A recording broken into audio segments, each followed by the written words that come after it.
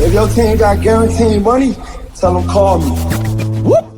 Make me say, my. I done been around the world. Yeah, I was made for this. Player Performance with J.A. Cavalier. What's going on, everybody? Welcome to MLB Player Performance on this Thursday. It is Thursday, August the 14th, 2025. The Shark and the Gun. We're usually on here for just the matinees. We have a 7-game card today. Coach, Luke, you're off. We're on. Gunz, what's going on, brother?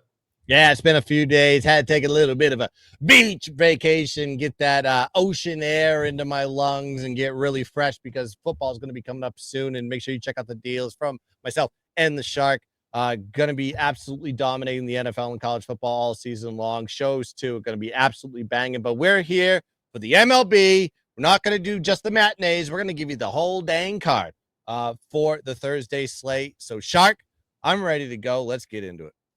Yeah, you're talking football. You're getting me excited. We are opening football very shortly, but it is Thursday. It is baseball in August. MLB Player Performance starts now.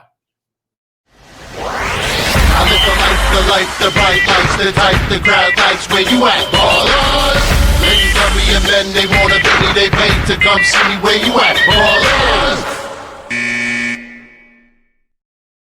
Thursday's theme is money. 7-game card. First game, national. MLB Network in Baltimore. Getaway games across the board. Mariners at Orioles. Final game of this series. Logan Evans on the road. First-year pitcher at Tomoyuki Sugano. Also first-year pitcher. 35 years old from Japan. A lot of moving parts in this game. Gunz, you and I were talking about it before the show. Oftentimes, pitchers' duels at this early hour. This line is not telling us a pitcher's duel. Looking at the over in this game. Yeah, I think this is going to be a high-scoring affair, and the line kind of tells the story. We preach it all the time. Look at the number and see if it makes sense. I think it makes sense in this spot. Logan Evans for Seattle coming into this spot, going into Camden Yards here. 5-1 to the over in Evans starts as a favorite of minus 25 or more. Tomoyuki Sugano, 7-2 straight up in his last 9 starts, but he's 6-3 to the under in those positions. However, the totals were a little bit lower than what we're seeing in this position here. Also, Baltimore, very interesting here with Sugano on the mound. 1-5 straight, Sugano's home start. So he's really pitched very well at home. He's also 4-0 in his first 5, 3-1 straight up as a home dog. So don't be worried that he's a dog in this situation, not a favorite. The books are just, even in those positions, Sugano has a chip on his shoulder and actually pitches quite well. But I do think runs are going to be scored in this game because when we look at the matchup history, Sugano has already faced Seattle on the road this season. Got the win. He was a plus 127 road dog in that situation. The number was 7.5, went under. We're looking at a 9.5 here, 2 runs higher than that actual total there, which tells you a big story here. I think the balls are going to be flying out. This is the highest total these two teams have seen, and as they faced off this season in their matchups. So I think they're saying over, and I agree with this one. Send me Seattle, Baltimore over the total of 9.5 as the play.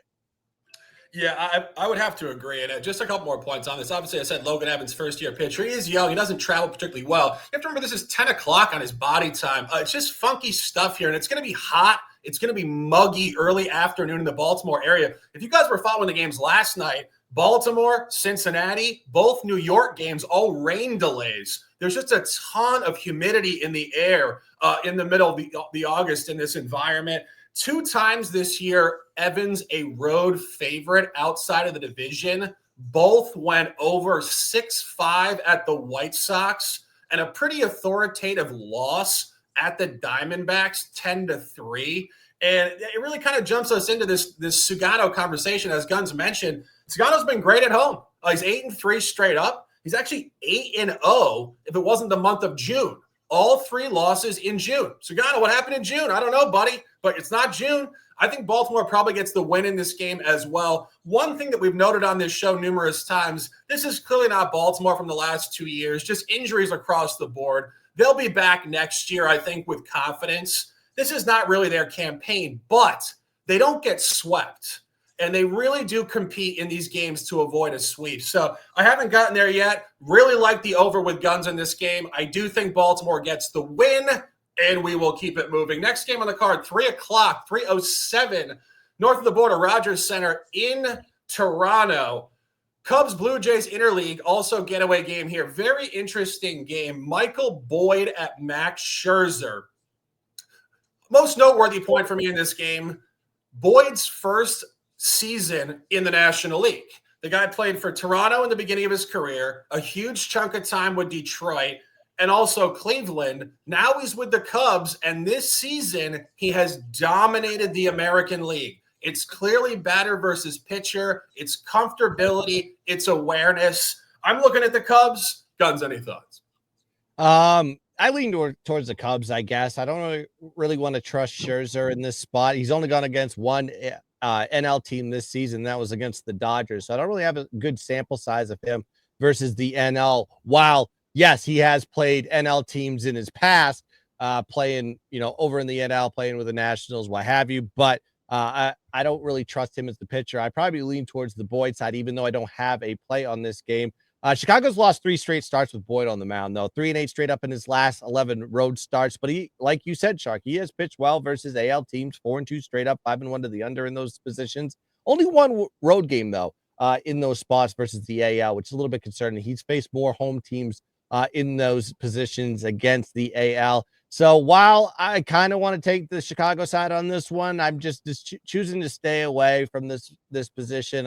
Toronto, one of the better teams, if not the best team, or at least leading the AL East currently. I don't want to get in front of that, even though the Chicago Cubs are strong as well. I'm going to pass on this game completely. Yeah, I mean, we got a lot of information here. As you said, Boyd hasn't looked good on the road. He did start 1-7 on the road, 2-2 since. And you mentioned only one start at the American League. I wouldn't be particularly concerned because it was actually a great start. Saturday, July the 12th at the Yankees, he was a significant underdog versus Max Fried. He was absolutely elite in that start. 8 innings pitched, 4 hits, 0 walks, 0 runs. I think this guy is going to really pitch at a high level of performance here. And on Max Scherzer, just for a very brief second, obviously first campaign here with the Blue Jays, he is 2-0 at home outside of the division. Key point, both as a favorite in the market, heavy favorite against the Angels, -210, and a pretty heavy favorite against the Royals and Noah Cameron, -145. First time as a home dog outside of the division. And final point on this, going back to Scherzer last year, he was playing for the Texas Rangers, but a very interesting start I found when I was handicapping this. Only home start last year for Scherzer against a National League opponent. The San Diego Padres and Michael King were laying precisely -106 and beat the Rangers 3-1. When I started handicapping this game, the Chicago Cubs were -106 in this game. I don't think it's coincidental. Top free play for me, giving you guys. Take the Cubs. Boyd will be electric. This is the spot. Let's dominate. Next game on the card, we're going now.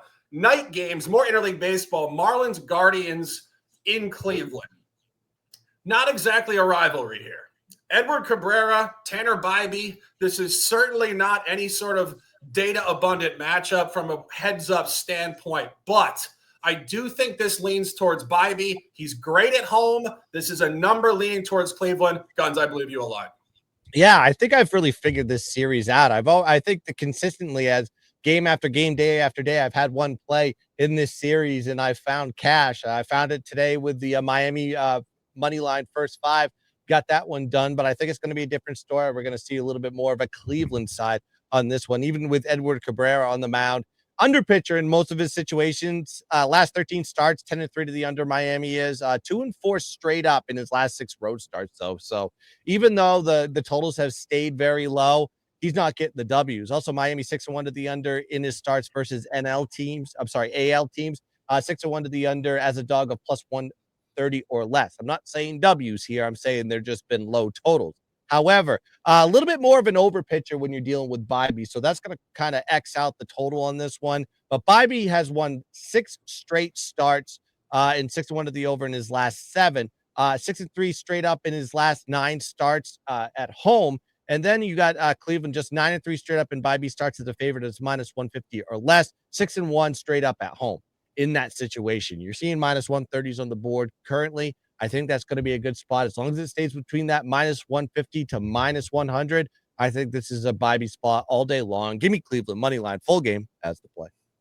Yeah, I would have to agree. And just going through it in a little more detail, I found this to be interesting. Bobby's actually 0-2 this year at home against National League opponents, but not all National League opponents are created equally. It was the Dodgers and it was the Phillies, and both of those teams were favorites minus 130. Margin wins 7-1 Philly, 9-5 LA. Key point, the books flipped the line to precisely minus 130 for Bobby now. So I think we can actually assume some margin is coming. And Bobby last year against the National League at home was 3-1 straight up, all as a favorite. And Cabrera this year, just in a small sample, 2 isolated spots at American League opponents in this line range. Tampa Bay laid minus 145 and Baltimore laid minus 130. Baltimore won the game 5-2. That's that margin we're talking about, and potentially an under in this game. And Tampa Bay did win the game 4-3. It's all over the Guardians. As Gunz said, interleague baseball, no rivalry. He'll figure it out for you. Take the Guardians in this game, and let's cash. Next one on the card, divisional baseball here. Phillies Nationals in Washington, D.C. As I mentioned, weather systems all across the eastern seaboard. This could be a delay. Nationals coming off a really impressive win yesterday in Kansas City. Huge lead early, somehow held on 8-7. I think coming home off that high, it's just not basketball where it's a trap coming off a trip, but maybe it does apply here in the division. I think the Phillies have some margin attached to their name for this game. Gunz, I believe you align. Yeah, if you know the weather pattern here, I mean, in the DMV area, it's not hot. It's just thick and humid here. It's sticking to your skin. Usually that's pretty good for hitters. And I think in this spot, I'd be just jumping on the Philly side. I'll talk about why in a second. A lot of overs when you're dealing with Luzardo, though, when he's on the mound. 6-1 to the over in his starts. He's won his last 3 road starts, so he's been kind of a road warrior as of late. Second time that Luzardo has faced Washington on the road this season. First time he was a minus 148 favorite money line. Now you're seeing minus 200 plus. That should give you an indicator that they're thinking this is a stronger play here for Philly. You just got to figure out how we're going to bet it, right?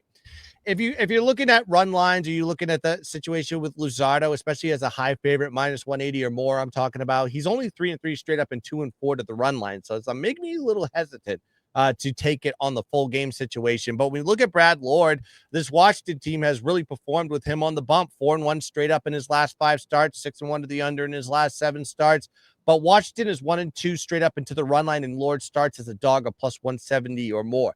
He's good in that plus 150 or less window as a dog, but when you get past that uptick, when he's a very high dog situation, it's almost like baiting bettors to take this guy, but not having the knowledge of why the line is the line. Then you got to look at Washington in this situation versus divisional opponents as a dog of plus 170 or more for Washington. They're 0-6 straight up and 1-5 to the run line, also 5-1 to the under. So total wise, I'm not really married to that one at all because, Luzardo's got a lot of overs. Brad Lord has a lot of unders. I don't want to touch the total on this one. I think we got to find a way to get to Philly. I think Philly minus 1.5 full game is a little bit scary, knowing they're 2-4 to the run line when Luzardo's on the bump in those situations. That's a big favorite. I think the first 5 is a good spot here for him. So I'm going to take first 5 here. Philly minus half a run, first 5, and get the hell out of there. Yeah, I wouldn't disagree. As you mentioned, Luzardo here, first campaign with Philly, did pitch for the Marlins last year. A bunch of injuries last year, a lot of moving parts. He's been pretty consistent this year, but not consistently ace quality. Has his moments, but very often has 4 earned runs on his card, and that's just kind of who he is. And you mentioned it. This is the second matchup for both pitchers this year, starting against this opponent in the division. For Luzardo, you got to go all the way back to March.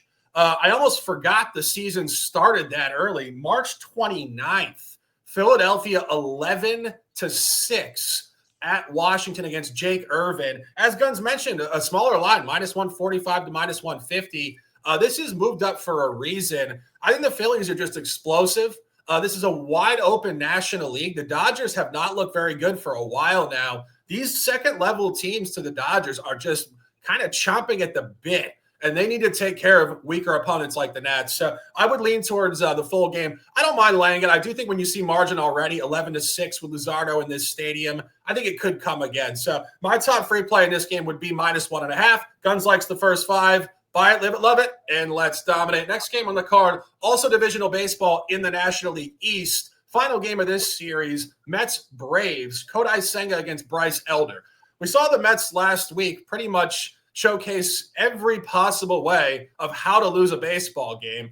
Not so much shame in it. They got swept at the Brewers. The Brewers have won 12 straight. At some point, you just got to crown the opponent and say, well, move on. Well, this is where I think the Mets continue upward momentum. Senga is great at home. Elder's terrible on the road. Gunz, I believe you align. This has to be a Mets spot. It's a Mets spot all day, and I'm going to probably take it from a first 5 angle once again. And you mentioned the Dodgers, which I think is kind of funny because they had this huge lead in the NL West. They've lost that lead. I think if you look, the Padres are now tied with the Dodgers right now, which is kind of crazy. What has happened to both those teams after the All-Star break? But we're talking about a different matchup. We're talking about the NL East. We're talking about Atlanta versus the Mets, and Atlanta is just an absolute shell of themselves, a team that had huge high hopes going into the season, at least how they were ranked in the book. Very different story. Got Bryce Elder on the mound, 3-10 straight up in his last 13 starts, 0-4 to the run line and the money line in Elder starts versus divisional opponents. They haven't done well in division with Elder, and they haven't done well overall with Elder. Second largest dog line in Elder starts as well. That should give you a key indicator. Atlanta is 1-6 straight up and 6-1 to the under in Elder starts as a dog this year. So not good at all, but it's a very, very high juice total here with Senga, right? Senga is 8-1 straight up in his last 9 starts, and he's coming off a loss as a dog. So he's going to come in a little bit hungry to get back into that win column. He had won 8 straight before, and he had that that loss as a dog. Probably going to be something we're going to have to look at going further if we see Senga as the dog moving forward in the season. But we look at the Mets here, 7-1 straight up and 6-2 to the run line. In Senga starts as a favorite of -170 or more. He's very much performed well as the heavy favorite in a lot of these situations. Also, Mets are 7-2 straight up in first 5s as a home favorite versus divisional opponents. That's why I like the first 5 here. And then on the other side, we look at Atlanta as a dog versus divisional opponents in first 5s with Elder. 0-5 straight up. That's right. So I think this is going to be a perfect spot here to be taking the first 5 here with the Mets. Give me the Mets. -0.5 a run, first 5 as the play. Yeah, I wouldn't disagree. And Senga only has 2 home starts this year inside of the division. He is 2-0 to the first 5 run line. He was up 1-0 on Miami back in April, 4-0 on Washington back in June. And, it's crazy to say because coming into this year, as you mentioned, we thought the Braves would be deep in the postseason. This team, alongside a few others, the Twins, the Rays, a couple others, it's just over. There's just nothing to play for. And it does take the morale out of the clubhouse at some point. This is not football where they kind of get away with it at the end of the season. They get 1 game or 2 games in 2 weeks. These guys have to show up every single day. Like, talk about draining when there's really no goal at the end of the season in sight. So I think you're just seeing a really deflated team. And as you mentioned, Elder has just been awful on the road. He's got 2 wins on the road. They're against Colorado and the Athletics. I mean, you can't get any softer than that. And this line is just all over the Mets. I'll be finalizing for VIP in the afternoon. Go nowhere near the Braves in this one, guys. Take the Mets at home, Citi Field. They're a great home team. Senga's fantastic at home. Only 12 earned runs in close to 50 innings pitched. Take the Mets. I think there's significant margin coming in this game, and we'll keep it moving. Next game on the card, 7:40 in Minnesota. Target Field, Game 1, NL Central. Tigers, Twins. Tarek Skubal on the bump against Bailey Ober. I know a lot of people wait around all week to just bet Tarek Skubal. It's just that simple.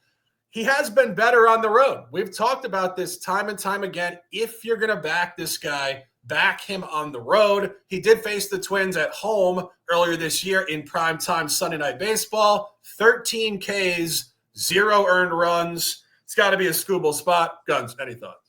It's got to be Skubal some way, shape, or form. I would say that because if you're going to be backing Bailey Ober, you might as well just burn your money or throw it in the trash. 9-2 straight up in Skubal's last 11 starts. He's been a little bit of a dicey at home, but like Shark said, road 7-1 straight up in his last 8 road games. and that includes 5 straight shutouts on the road. He's been pitching absolutely dominating on the road as of late. And they face each other June 29th. I believe that was prime time for Skubal on the mound, minus 282 favorite in that spot. I don't think he gave up a single run, and he pitched like 7 or 8 innings in that spot. So he knows this team very well. Skubal has only been a road favorite of minus 200 or more once this season. And in that game, it was a win, 4-1 in that situation. Similar total on the game too, by the way, 7.5. So seeing some similarities here with high favorite Skubal on the road at a 7 to a 7.5 total. Bailey Ober on the other side, though, Minnesota just has not performed for him. We've talked about Bailey Ober a lot in these shows. 9 straight losses now when Ober has been on the bump, 2 and 4 to the run line in those situations as well. He's not only just losing these games, he's losing by margin. And then you got Ober, lost to Detroit as a plus 142 road dog. Now he's a bigger dog at home. That is line functionality 2AT. Then you got Ober is 0-6-1 in first 5s in his last 7 starts, 1-5 in first 5s in his last 6 home starts. So I think it's safe to say that I can take Detroit on the run line here at minus a half first 5, because really I think I just need a run in this game with Skubal. If I can get 1 or 2 runs, that's going to be enough for him to get through 5 innings, in my opinion. Like I said, 5 straight shutouts. I think that continues here. And then I do like the under in the first 5 as well, just a small lean as well. I think this is, if it's going to be a Skubal spot, you see him as a high favorite with a low total, at least in the first 5s, you're going to see a lot of less runs. And actually in the situation for Ober, kind of 3s, a lot of 2s in those runs. So something tells me he will be able to keep up to that potential of Skubal as well. I just don't think he's going to have the lead after first 5. So that, give me Detroit minus half a run and the under first 5 both ways. Yeah, I mean, we're talking about the Braves having nothing going on. I mean, the Twins are probably the best example of this in the entire sport. I mean, like the Twins, as I mentioned on our last show, they won 13 straight games at one point in the first half and then just decided to basically ship out half their team. Like, how does the front office find any sort of logic in that? Like, you are not going to jolt the group. They're going to just fall apart. And I mean, Bailey Ober is really the best example of just falling apart since May 31st through August 2nd, before he actually did look reasonable over the weekend against Kansas City. I mean, this is astounding stuff. 36 earned runs in 42 innings pitched. I mean, this is a guy that, like, going back to early season and last year was like right alongside Joe Ryan at the top of this rotation. And also Pablo Lopez, who's now injured. But like, this is where the Twins have just decided, like, out of nowhere, we're just cliff diving by choice. And Skubal, as we said, is just electric on the road.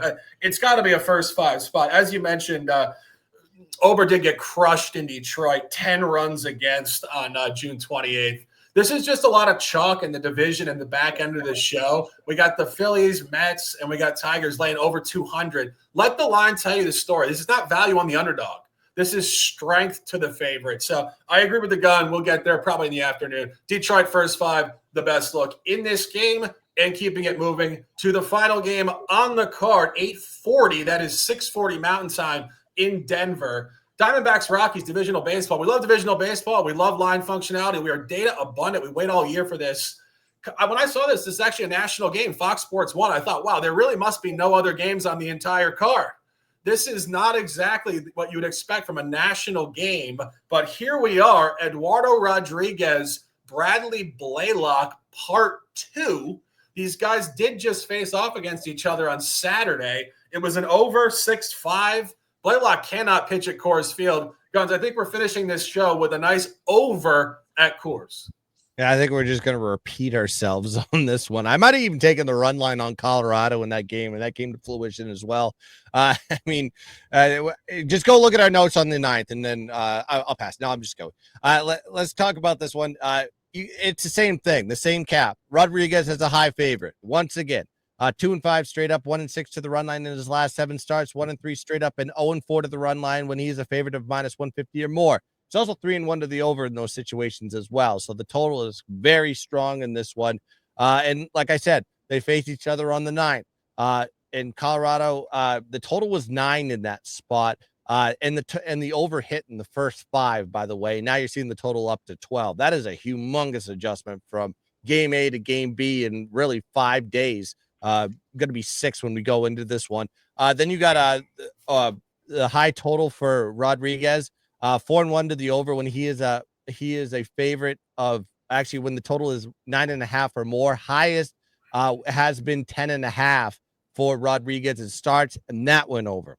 Then Blaylock on the other side. He's been very good. At least Colorado has stepped it up. So while he's given up runs, Colorado has gotten runs for him. He's 4-1 to the run line in his last 5 starts. He was a plus 199 dog versus Arizona on August 9th. And now the over hit at 9, like I said, but you got a shorter line here. I think he's at plus 140. Good adjustment, I guess, on that line, knowing that the game was close last time. Then you have Colorado 6-1 to the over in Blaylock's last 7 starts. And this is the 3rd time the total has hit 12 for Blaylock. He's 2-0 to the over already, and this is the 3rd time. But I like the first 5 because when we look at Colorado at home, it seems like they're starting to they were hitting a lot of overs at 11.5 and 12.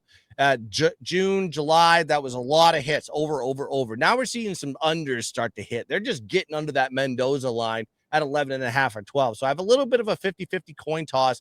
Maybe I'm stepping away from it a little bit, even though the line tells you, the line functionality with Arizona and Colorado tells you this is an over. I think first 5 over is where it's going to be at, because Arizona, the average is 8.5 runs per 5 innings when the total is 10 or more. And then for Colorado, when the total is 11.5 or more, the average is 9.3 runs per 5 innings. So I think the stronger play is to take the first 5 over, and that's what I'm going to do in this spot. Give me Arizona, Colorado over first 5. And I think you can get it at 6 right now as the play.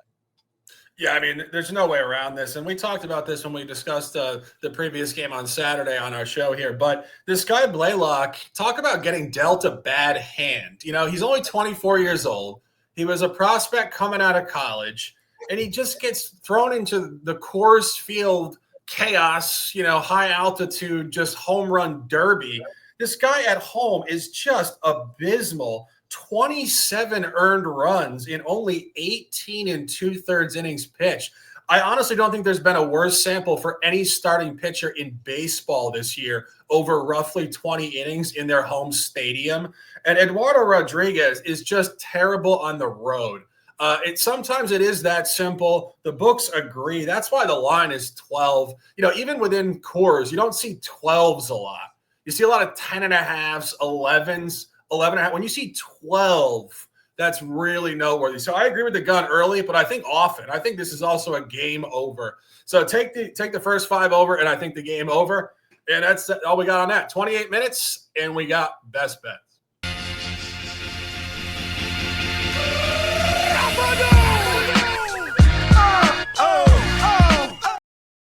Thursday's theme is money, the shark, and the gun. We are back. Guns, best bets.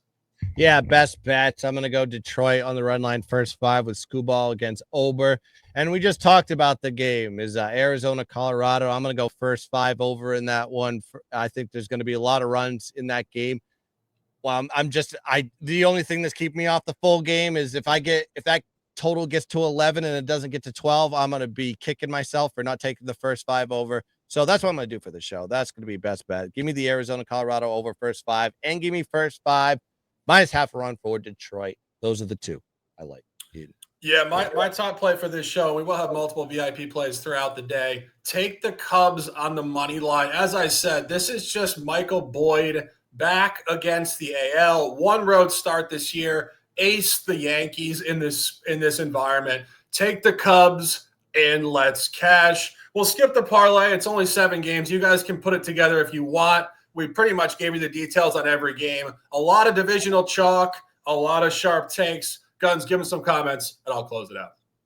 Yeah, shout out to everybody that's watching the video now or later. Make sure you hit the like button on the video. Get into the comment section. Drop a few comments as well. And then go check us out on X, Gunz Picks, GUNZPICKS, and Sharks in N Sports 88 on X. And check us out on Instagram as well. Why lose _Guns, Why lose _Shark.